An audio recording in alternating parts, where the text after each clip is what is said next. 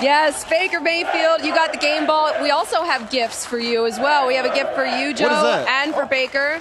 They're T-shirts. We had, bless him. Listen, unlimited budget here.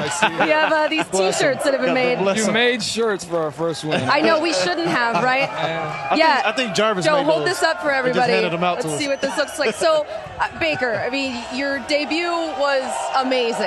And to do it here in front of your home fans and get the Browns their first win in 635 days. How you feeling right now? Pretty good about yourself? I feel good. You know, I guess so. You know, we finally put the pieces together a little bit. Yeah. You know, Joe knows more than anybody else around here. This crowd deserved to see that first win at home, and so that's the thing I'm most proud of is we put it together for the fans at home. Yeah, Baker. How did you have the confidence to go out there and perform lights out the way you did without taking any first-team reps during the week? That just astounds me for a rookie quarterback to be able to go out there and get the mental reps during practice and to be able to perform the way you did without any live reps. It just blows my mind. How did you have that confidence? As corny as it sounds, that's kind of how my whole life's gone. I've had a backup role and had to, you know, fight through some things and always had to be mentally ready and ready to go. You know, I don't get the reps, but that doesn't matter. That doesn't mean that I don't have to know what's going on. You know, I went through OTAs, I went through training camp, I got the plays. It's just about now I got to go do it with the ones. With better players around me, I should be able to do it. Yeah. Talk to me about the pressure you felt now, because you hear it. We hear it all the time. Like, hey, there are a lot of first-round quarterbacks that have come in here and not performed well. We're not going to rush Baker Mayfield on the football field, but you had to play tonight because circumstances dictated that. Yeah. Talk to me about that. You know, that's never the way you want to get out on the field. Not when you see one of your captains go down. That's a guy I have tremendous respect for. He's helped me out tremendously throughout this process. So that's never the way I want to go out there, but at the same time, I was never thinking about all the quarterbacks we've had play in the past here. Right. You know, I've always told myself I'm different, and the pass is the pass. You got to hit the reset button. You got to take the next step forward. When you entered the game, there was a spark and energy in this stadium that I have not seen in this stadium in a long time. Did you feel the energy when you went into the game, and what did that mean to you, man, for these fans to be cheering for you like that? Oh, yeah, I felt the energy. It was an unbelievable feeling. You know, when we got that first field goal, they were happy about that, first of all, but then I just felt the energy. Defense started playing well, and I just felt it. So that builds confidence in us. You know, you feel that energy, you thrive off it. We get a couple plays going, get the chains moving. It's unbelievable what that does for the offensive line. You know, we got a young guy at left tackle. The confidence for him, that's an unbelievable thing to have. With that energy and all of that comes great responsibility also now, because they are now laying everything right on the back of Baker Mayfield. You're the savior. How do you feel about all of that pressure of being the riser of this whole He looks like he's really sweating it out right now. Yeah. It's okay. I didn't do this by myself, and I'm not going to handle it that way. I had a lot of guys play well around me. You talk about a guy, number 80, fighting through injury all week and then coming out here today and playing great. I like that. We had great defensive play, playing up against a good team, and it's getting the ball out quick. You're not going to get to the passer very often, but we found a way to do it a couple times, and we put the pieces together, and I'm happy with what we have, and now we just got to build on it. Yeah. The streets are packed right now. Did they open the Bud Light thing? Oh, yes, they did. Dilly. Those beer fridges unlocked today. By the way, what was the name of that two-point conversion, the play? It may or may not have been Philly special, but keep in mind the last game I played, I caught a pass too. I remember that. Hey, you look more excited about catching the passes. Catching that, you know how it is, Mike. What you mean? He never get a chance to catch it. Oh, he was That's so why excited he was about that, man. He was tired. Now, watch how Baker acted. We went running, high stepping. He said, "I get to be a wide receiver now and act." That's how you supposed to act. Yeah, I remember when you did it in the Rose Bowl. Like this, it's so great that you guys ran the hay. So we also have, I think we have another gift for you too. We're showering you with gifts today after this win. Is it a beer? No, we have a cake for you. So the wonderful people here made this amazing cake for Thursday Night Football, and we feel it's only Bring that fitting cake up here. What kind of cake is it? That we give it to you so you can enjoy it. Also because your name is Baker. Hey, one more Coney joke for everybody. Woo! Yes. So you can take that. You can enjoy it with the fans, with your teammates, whatever you want to do with that. I want to give a quick shout out. It's Carlos Hyde's birthday. Yes. Andy is about to have his baby. He's not had a baby yet. Not yet. He's rushing to the hospital right now. That's amazing. Oh, my God, man. Hey, wait. Let me give you some dap on being that kind of a leader right there, man. Yeah, I guarantee you, he'll hear about that, and that'll run through the locker room. That's my man, big Guapo. time, buddy. That's big time right there. He had a great game, too, Carlos Hyde. Really good game. What makes him so special, Baker, when you're playing He's a with him? physical runner.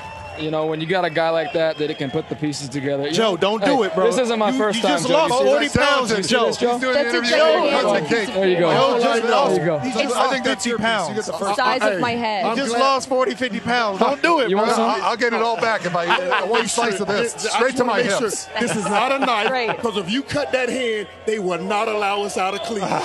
We will get caught up. You make sure you're safe. They will not allow us out of Cleveland if anything happens to you. Man, just a great job, man. Appreciate it. And the game that Antonio Callaway has, I mean, he's been playing not just tonight, but he's been awesome. Last week, he was great. In the preseason, he was awesome. What's it like to play with him? What are some of his strengths when you're out there on the field? Because he really flashes. He's an explosive guy. He's got elite speed, and you guys saw that on that last touchdown in New Orleans. He turned on the burners. It looked like he was going full speed, but hit another gear. So he's a guy that, we've been talking about that next man up mentality, and then, ever since number 12's out of here, Callaway's had a big role to step up, and so we've been counting on him, and he's made plays, and we've been very proud of that. And that's a rookie making plays in critical times. Baker, one of the things that stood out to me, and we all saw it over here. It seems like, and not to talk about Tyrod, but when he was in the game, all of them were dinks and dunks. You got right in the football game and start going up the field with the ball and throwing strikes. Was that by design? I've always, told myself, put the pressure on them. Be the aggressive one. We talked about that this week as well. Push, and be the aggressive one. So that's what we tried to do, put the pressure on them. And also, they were getting in some fronts and some stuff that was tricking us at first. So play hurry-up ball, push the ball downfield so they can't do that.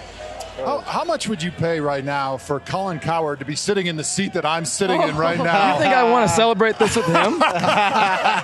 No, seriously, though. Take that, Colin. Did you have a plan when you got into the end zone? Because it looked like you were a little bit confused on that celebration. You didn't know which way to go. Talladega Nights, like I didn't know what to do with my hands. Exactly. Hey, it's okay because he did the same thing earlier today. That's true. The field goal outside. It was He embarrassing. didn't celebrate. He was like, He did Frank the Tank. I haven't celebrated in years, so I'm. Frank the Tank? Yeah, right? He did Frank the Tank. I did that. I showed my age a little bit. It was all right, though. You brought it back. I like that. Throwback This is a Thursday. great win, and it's a great celebration. But these people are looking for way bigger wins and want way bigger celebrations. And all of that depends on you, buddy. Can you handle all of that pressure? Oh, absolutely. Yeah, thanks, Mike. Thanks for that. Yeah. No, it's okay. We talk about it. We divide the season up into 4 quarters. And so right now we just played game 3 of the first quarter. We can come out next week into Oakland, and we can come out 2-1-1 and win that quarter. And if you focus on winning those first 4 games and take that at a time, you can come out and you can have a home playoff game. I'm glad you said that, man, because when I was in New Orleans, our captain, Drew Brees, would do the same thing.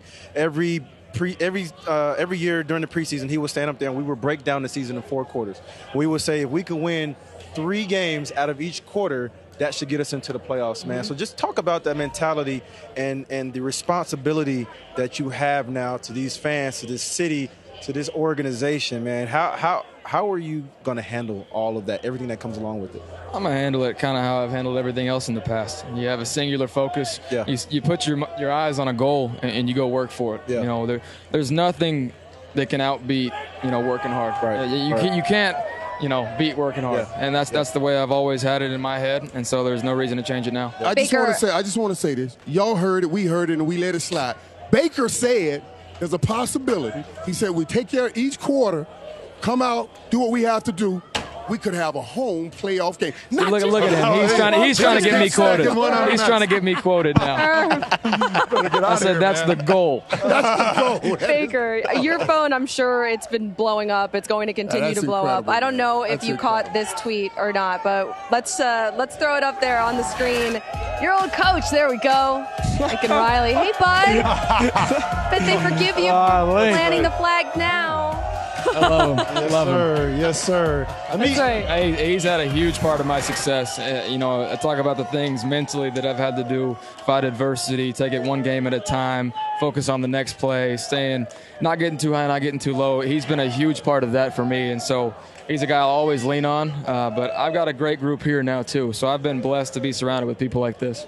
Well, great, man. This has been amazing to be a part of all of this tonight. You did such a great job. Yeah. Thank you so much for spending all of this extra time with us, too. Just like chilling with us over here. We have some more T-shirts that we were thinking maybe you could give to the fans, both you and Joe, because all of these loyal fans, they're still hanging out. They're still waiting. So you guys can get up. There's a few guys in the front row that need shirts, I think. So this makes perfect sense. You want more? They do actually need shirts right there. Baker Mayfield there and Joe Thomas going over to the fans. Look at how happy these guys are. This is so cool to watch. Yeah, man, this is special right here. You know what, the energy of this game, the feel of this game to me, it made me think about a win that we had when I was in New Orleans against the Atlanta Falcons, the reopening of the Superdome. I was there. The significance of that game and just the energy and everything that it meant. This had that same feeling to it because all of these fans, man, they've been waiting forever for a win, bro. And they finally got it, man. And they came on the shoulders of Baker Mayfield. Make sure you get some cake there. I don't know if you want to bring it back for your teammates at all, but enjoy it. Thank you again so much for hanging out, stopping by. Appreciate it. And thanks for putting on a show for all of us tonight. Hey, I was a fan tonight. Honestly, I was a fan. I was chest bumping. Bigger, you should have seen. We got a couple pushing him all around. Down here. You got to watch out. The bandwagon's getting a little bit full, boys. We were jumping around. I love it. I love it. Excited, bro. You had all of us jumping all around. Reggie running sideline to sideline almost. It was great. You've been awesome. Thank you so much. Congratulations on the big win over the Jets.